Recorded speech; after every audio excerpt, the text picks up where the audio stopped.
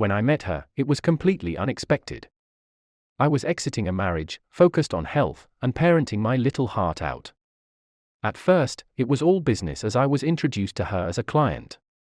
As time went on, we got along really well and spent the majority of our days talking. I never looked at it as more than an authentic human connection. The more time, the more talking, the more shared experiences, and the closer we got. A few months in, we were full-fledged friends and not the superficial kind.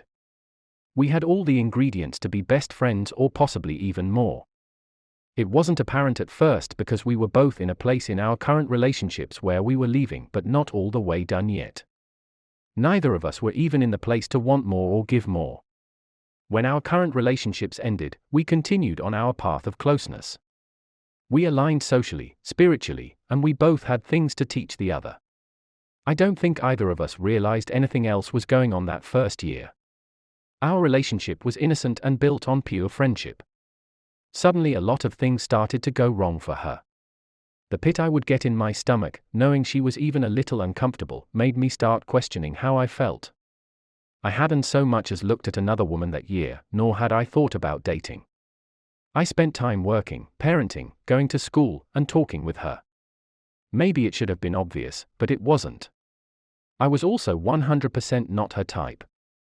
Regardless of all of those things, she always came to me first. I knew all of her secrets, and we didn't hold back with each other ever. We were essentially planning a future together without all the other relationship aspects. We had made plans to move state and get a house together eventually. Then she asked me on our first friend date, not that the word friend was ever said, I just took it as such. She just had so much going on and that small piece about me not being her type all played into my interpretation of the night. We went out, she spoiled me, paid for everything, and it was an incredible night. Then we went home as usual and back to the same daily grind. I was definitely confused. I was getting good morning texts, good night texts, and lots of compliments, even the occasional, hey baby text. After a couple more weeks of this, I finally got up the nerve to ask her out, for real. She said yes, and I picked her up that Friday after work. I took her to her favorite restaurant and had flowers delivered mid-meal. I had her favorite dish already made and waiting at the table when we got there. Then she started crying halfway through the meal. I thought I had royally screwed up, crossed some boundaries, and risked our friendship. Then all of a sudden, she confessed to having had feelings for me for a long time. The rest of the meal was amazing as we admitted moments we knew and things we had wanted to say and do for one another over the last year. We left dinner that night and, for the next year, we did all kinds of things together. We spent weekends in the mountains playing in the snow, we rode motorcycles together, we skydived, and we went camping often. Life suddenly had a new happiness about it that I had never experienced before. At this point, we were just a little over 2 years into this incredible relationship. One day, we were out to lunch, and she jumped up to open the door for an elderly couple coming in, and I knew at that moment that she was the one. I thought to myself, I have to ask this woman to be my wife. I realized this woman had a kindness about her, and I never wanted to be away from it. I was already in love, but at that moment, I fell deeper. I spent the next 3 months shopping for a ring and preparing to propose. I must have looked at hundreds of rings during that time. One day, I walked into an antique shop, and there it was. This ring was made for us. I bought it and made a reservation at our favorite restaurant, our first real date restaurant. The next Saturday, we went out to dinner, and I asked this beautiful woman to marry me. She said yes. The next phase of our relationship was the wedding planning phase. At this point, I was kind of out of moves. My objective was to create a beautiful day for my fiancée, my future wife, the love of my life. I asked if she would be offended if I had her do most of the wedding planning so she could have everything the way that she wanted. She happily took the reins and started to plan our wedding. She looked at one wedding venue after another and started touring wedding venues in all her spare time. One day she called me while I was at work and she said she found the spot wanted us to get married. She had stumbled across a venue operated by Wedgwood Weddings. Not only did she love the site, but they had packages that took the thinking out of the planning for her. She's not an overly complicated girl at all, so this was phenomenal. She loved the venue, picked a wedding package, and the rest happened with ease. We got married at the Black Forest location, and every single detail was covered. The day was just so full of happiness and love, and it was epic. This whole journey has been so surreal from the introduction to the outcome. I am the luckiest human alive.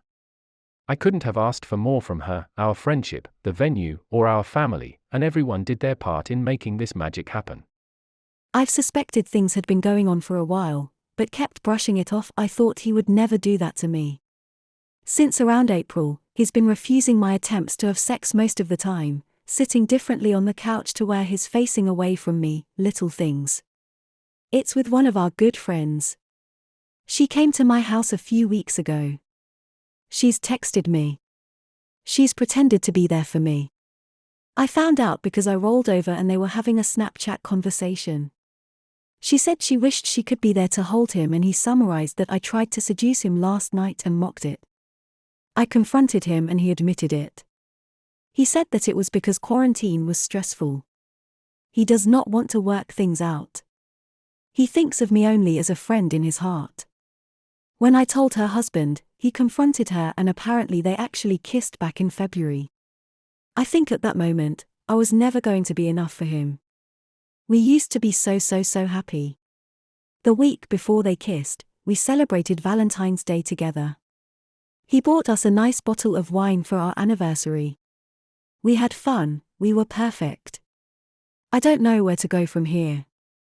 We've been married only about a year. I feel like he took so much from me and doesn't even want to go to therapy or work this out. I don't want to leave my house, but everywhere in it I see him. He chose her. I've been cheated in every relationship I've ever been in. He was supposed to be my forever.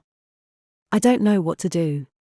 I've made therapy appointments, but I was also laid off last month, so I have too much free time to analyze every single moment where he might have been lying to me or where I made myself pathetic trying to cling to him. I had one conversation with my husband since everything happened, by his choice. It lasted maybe 5 minutes and was like talking to a robot. I know from others that he cries to people about how he ruined his life, but I have never once gotten an apology or the same show of regret. At this point, I don't care. I know him and the other woman are still seeing each other, and frankly, they deserve each other. Good for them. While I still feel angry occasionally, I no longer mourn what I once had. Instead, I'm so excited for the life I now get to live. I moved to a small walkable city and gave myself my dream apartment. It makes me so happy to see how I've decorated it and to just live in a cozy place instead of our old dreary house. I was the breadwinner in our marriage, and he would make me feel awful about wanting to pay for nice meals or do fun things. Since moving here, I've done a ton of foodie fun stuff and don't feel guilty. It's so refreshing. I have dipped my toe into the dating pool again and had plenty of mediocre dates from dating apps. Recently, I found someone who I've really clicked with and am enjoying how appreciated and desired he's made me feel. It's definitely early and we're moving slow, but overall, dating has made me realize that I'm a catch who doesn't have to settle. Therapy has done wonders and I'm so happy I immediately dove into it. My therapist is proud of me. I'm proud of me.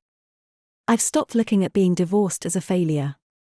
He failed, not me. I'm genuinely happy and excited to wake up each morning and no longer feel like this terrible weight is sitting on my chest. The holidays were surprisingly easy and I found myself so happy to spend time with my family without having to compromise anything. So all in all, life is good and there's so much of it ahead. Looking back, I can't believe I wasted so much time thinking about how I could get him to come home. I've made my own home and my own happiness, and that is worth so much more. They say God couldn't be with every child of his, so he created mothers. Then came the concept of mothers-in-law. The words do not change much, in-law is the only addition, yet the relationship changes altogether. Every daughter-in-law's nightmare is her mother-in-law. I had a boyfriend whom I wanted to get married to and have kids with. I wanted his family to love me and to accept me as their daughter-in-law. I wanted his mom, who would be my mother-in-law someday, to be my mother. That hope shattered like glass when I met her for the first time. I stepped into their drawing room and she walked into her bedroom and locked the door. Now that was some welcome. He often came to my place for lunch and my mother served him the heartiest of meals. Once I went to his house for lunch and I was amazed at the food. It was from a restaurant. She didn't cook for me, neither did she serve me. I took the plate and served myself. I would have forgotten this incident if it happened just once. However, it kept happening until the day I asked her to cook for me and she replied, "I do not want to cook for you." Broken heart, scarred mind, yet my confidence was still intact. I bought pani puri for her because I knew she loved it. I thought it would help us bond. I gave the packet to her, she asked me to serve it and I happily walked into the kitchen and started pouring the water into a bowl. She walked in. My heart skipped a beat thinking that maybe now she would appreciate me. She said that I should have washed the dishes before I used them. She poured the water into the basin and dumped the puris into the bin like soiled potatoes. It was only because she never looked into my eyes that she could not see the tears running down my cheeks. I uttered a sorry that barely escaped my throat and went running to my home. We lived just 5 houses away. My mother would have been furious and asked me to leave him if I told her about the incident. I couldn't leave him, I loved him. Almost a year later, I couldn't get an inch closer to her. My boyfriend, like a good son, always supported her and I kept my trials going. Every good thing comes to an end, so did my patience the day she asked me to wash the inner garments because the house help was on leave. This was against my rules, my hygiene rules. I refused. They had a washing machine, and why would I wash someone's inner garments? She retorted that girls like me are only supposed to be girlfriends and not daughters-in-law. If my values had taught me to answer back to older people, I would have asked her whether daughters-in-law are a respectable substitute for house help. She made other mean comments. How do we introduce a dusky girl to our family members? Don't wear jeans, because it looks indecent. I can get a much better girl for my son. I had to leave either my love or my self-respect. I chose to leave this self-consuming love. Marriage is not between 2 people, it is between 2 families who vow to stay together in every ups and downs of life. This lady would never respect my family and I didn't want to stay with a man who cannot defend me when I am right. He can never respect or protect me or my family in the long run, and if it's not for the long run then it's not for me. I'm older now and when I look back, I laugh at those incidents and my stupidity. I laugh at my sky-high expectations from an undeserving person. Yet, there is this small hope that maybe someday I will make an amazing daughter-in-law. A hope that somewhere, some mother-in-law is treating their daughter-in-law as her own daughter and breaking the stereotypical thoughts of the society, just like some people who still hope that the Sunday may rise from the